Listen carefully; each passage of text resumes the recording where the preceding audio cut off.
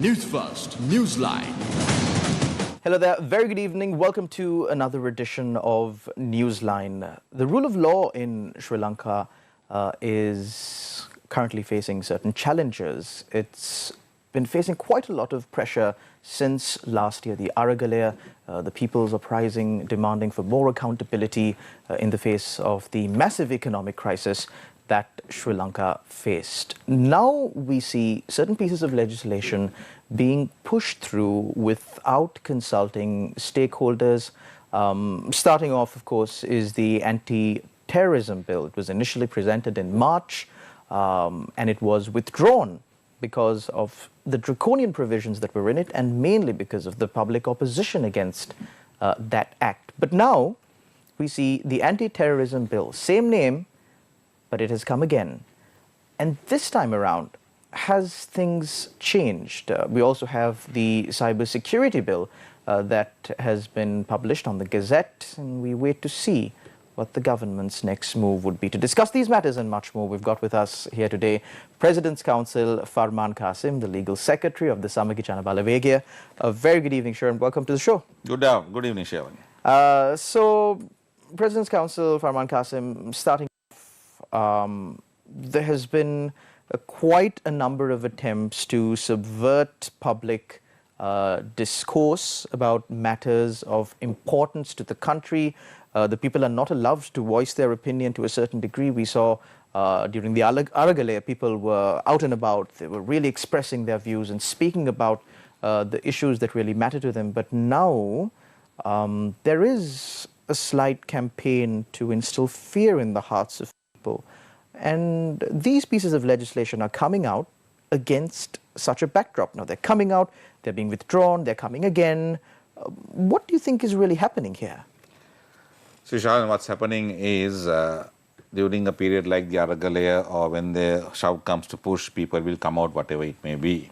We have seen that in the history, we have seen that in the past. Whatever legislation you bring in or whatever laws that you bring in, you can't stop a people's uprising. The people rose against the dictatorial and the economic catastrophe that Gotabaya Rajapaksa and the SLP with the Sri Lanka Podujana Peramuna and the Rajapaksas brought towards this country. So people rose against that and they expected something better, but we have still got the Rajapaksa regime together with Ranil Wickremesinghe, who's part of the Rajapaksa regime, leading the country. Why the people are silent at the moment, Charlene, is because they know election is coming next year. And at that election, the people will then voice their opinion. But are you 100% sure that an election or elections will be held next year? Yes, if there is no presidential election by next year, November, or if elections are not called 6 weeks before, then we won't have a president. Because the term of this president would naturally end. Naturally end. Like we don't have the local councils now and the Pradesh Sabhas, so we won't have a president. But we're really in quite uncharted territory because as you and I speak right now, we are in an election period. Because as at now, the local government elections have been announced and the date of the local government elections has been postponed indefinitely. So certain things that the government is even doing right now, like transfer of police officers, very routine things that need to happen in a country are quite illegal. On the basis that it is an election period, and during an election period, these things can't be done. So my question to you is, do you think that there is a chance where we might see something out of the box, a little bit different than what is written in our constitution, where the president continues on? No, there's nothing of that sort. That's our opinion peddled by the Ranil Rajapaksa or Ranil Wickremesinghe and Rajapaksa regime just to put confusion into the people. That's not going to happen. 100% there's going to be an election next year. It's going to be a presidential election or if Ranil decides to dissolve parliament, a parliamentary election. But come what may, there will be a presidential election before November next year, and that's for sure. You cannot, local government elections have been postponed time and time again in Sri Lanka. This is not the first time, so it's nothing unique. This is almost probably, in my memory, speaking off my head, it's about the 4th time. And anyway, Ranil Wickremesinghe has a tendency to postpone local government elections, which he did even in 2016. He has a fear of elections because he loses elections. I mean, that's simple. The long and short is that Ranil Wickremesinghe is not capable of winning an election. So the more he can postpone and wait till the last day, so he'll enjoy life. He's now in the States.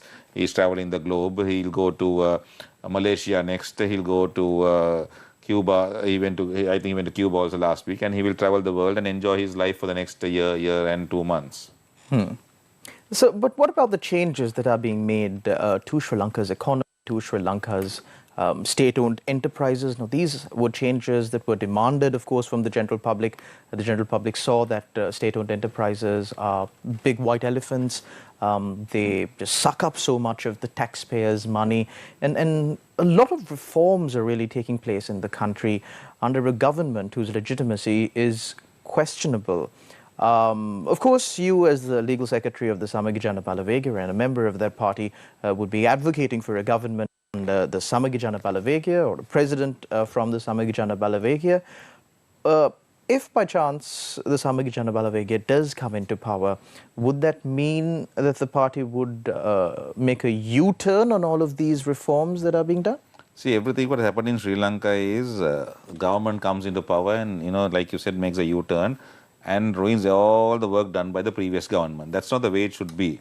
See, if something is done, you need to carry that forward in the right which you think is correct. You don't do a U-turn and ruin everything what the early government, because governments are there, they're running the country with the people's mandate. So they have done certain things which is very selfish and which is very wrong to do a U-turn and, ruin everything what has been done. Because end of the day, you don't do 100% wrong. You do certain good things, certain wrong things. And we as opposition point out the wrong things. So whatever good that has been happening, we will continue. Whatever bad, we'll stop. And for example, I'll give you an example. If for SOEs, see, there is no one way of restructuring the SOEs. No, President Premadasa brought in the Janata Karana or the peopleization. That is one way. So these are all people-friendly, SOE reforms that can be done. So there are several ways that you can do it, and several options open. But one thing we will not do is, let the rich people get away and let the workers suffer like the Ranil Wickremesinghe and the Rajapaksa regime did with the EPF. That we are not for that. We are a people-friendly government, and we will see that the burden or the hurt or the pain is taken by all Sri Lankans and not by only the working class. But again, now these proposals have already been put forward to the IMF, and given the fact that we've been to the IMF 16 or maybe even 17 times, do you think they will be amenable to changes in the plans that have already been drafted and implemented?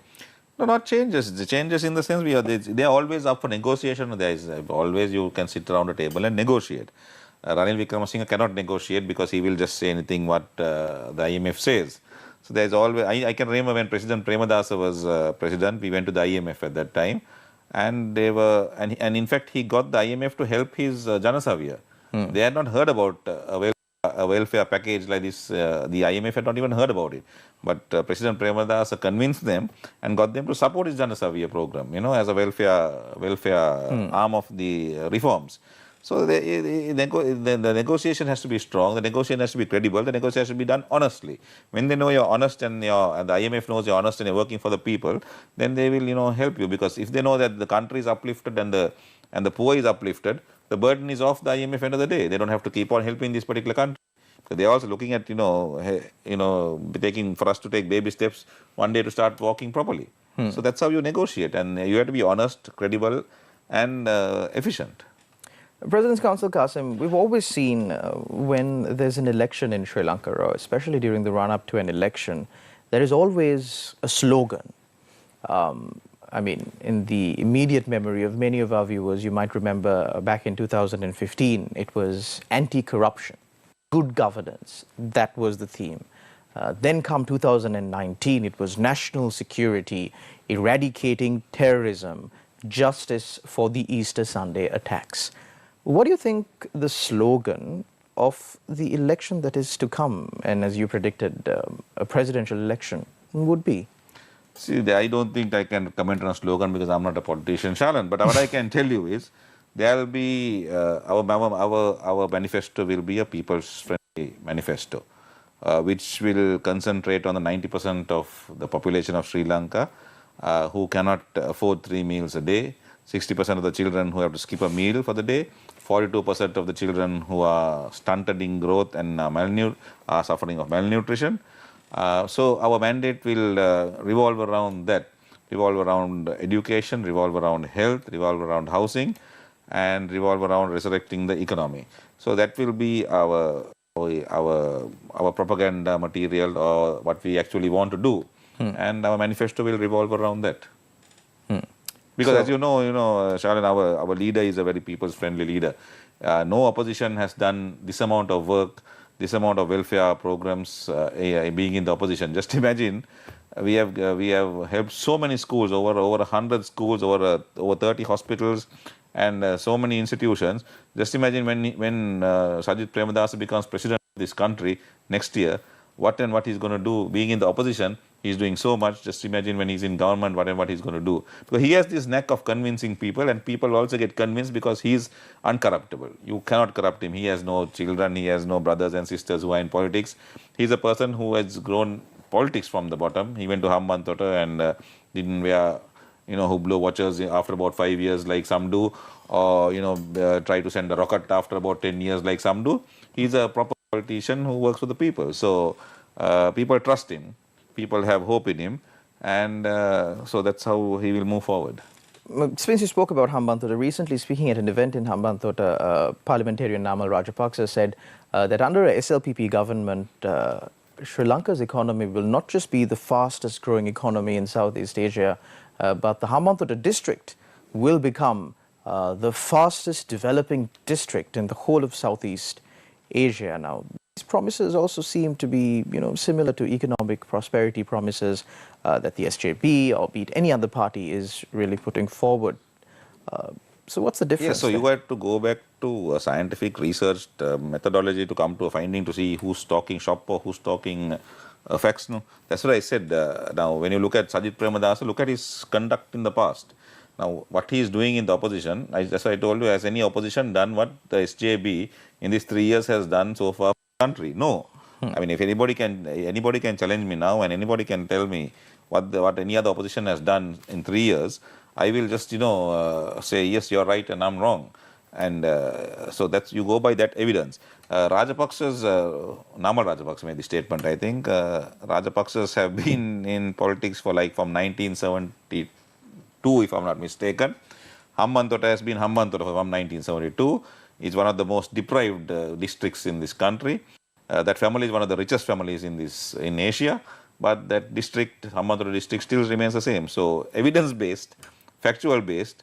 I mean, he's just saying things for the sake of saying it, which is, you can wear Hublot watches, and you can wear various things, and, come and make statements. They look with statements which look very nice, statements which you have been trained for, statement which a good PR agency has come and told you to say these things, tick off the boxes, you look good, you change your hair, you say these things, and people might, buy the story. But Sri Lankans are very politically savvy when it comes to elections, and they will vote in 2024.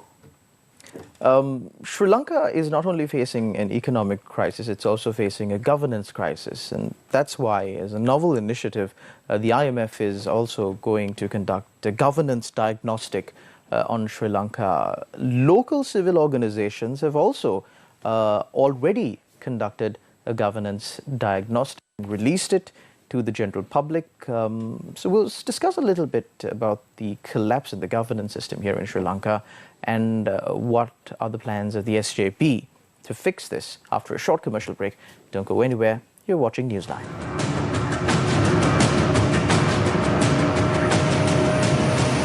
Newsfirst, Newsline.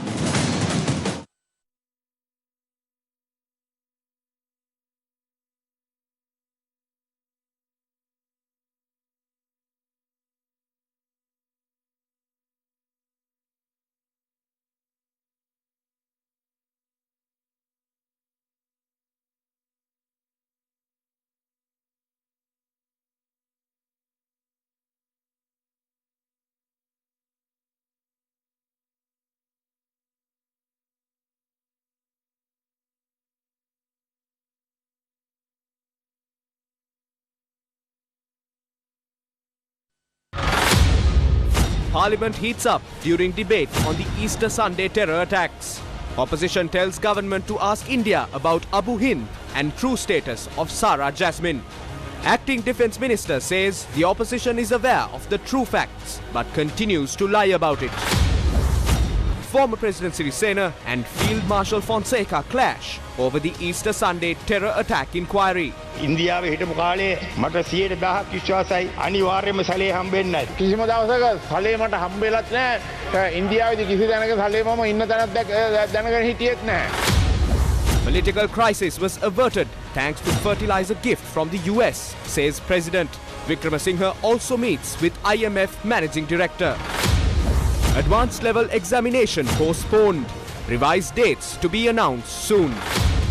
India suspends visas for Canadians as row escalates. Chinese geophysical scientific research vessel Shiyan 6 moves closer to India's exclusive economic zone. Newsfirst, Newsline.